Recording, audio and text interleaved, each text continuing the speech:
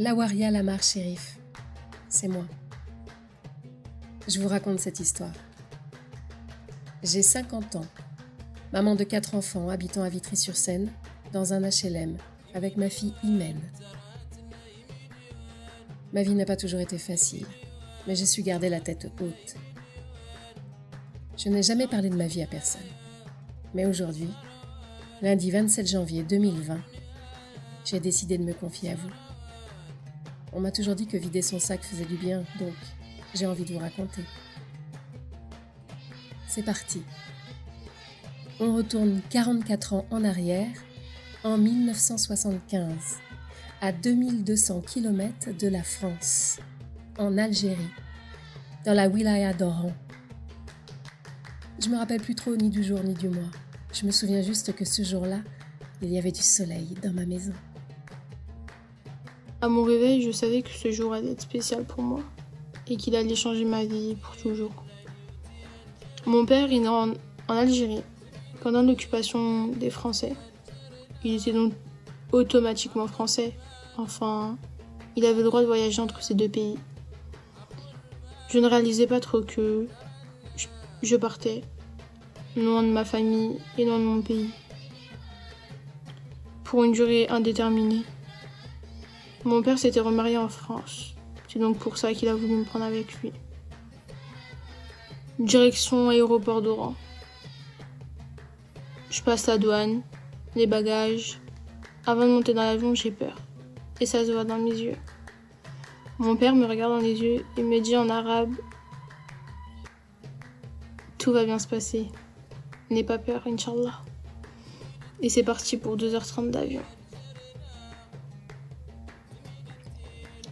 Arrivé à l'aéroport d'Orly, dans le froid. Ça change des 40 degrés. C'est ma belle-mère qui vient nous chercher.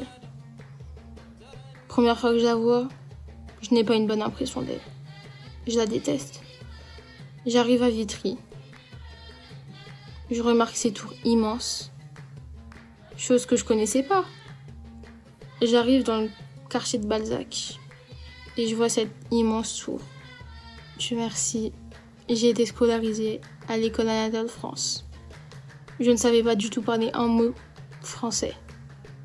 Mais avec le temps, j'ai appris.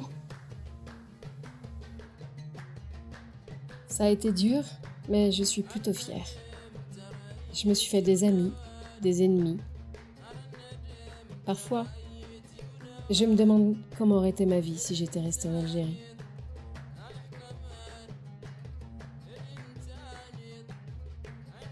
L'Algérie était une colonie française depuis 1830. L'Européen d'Algérie, français ou d'origine espagnole, italienne, maltaise ou autre, bénéficiait du statut de français, tandis que l'Algérien relevait du code de l'indigénat, qui n'a été aboli qu'en 1944. Il était sujet et non citoyen. Il faut noter que le terme algérien, avec une majuscule, n'apparaît jamais dans les textes officiels. En effet, l'inégalité entre les Européens d'Algérie et les Algériens est visible dans les impôts, la justice pénale, le service militaire, l'accès à la fonction publique, la rémunération dans la fonction publique, l'accès à l'enseignement. En 1947, un nouveau statut avait laissé espérer qu'il ouvrait la voie à une Algérie nouvelle.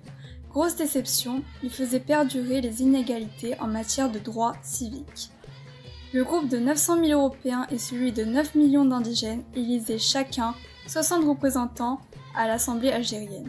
Si la représentation avait été proportionnelle, les Européens auraient dû avoir 10 fois moins de représentants.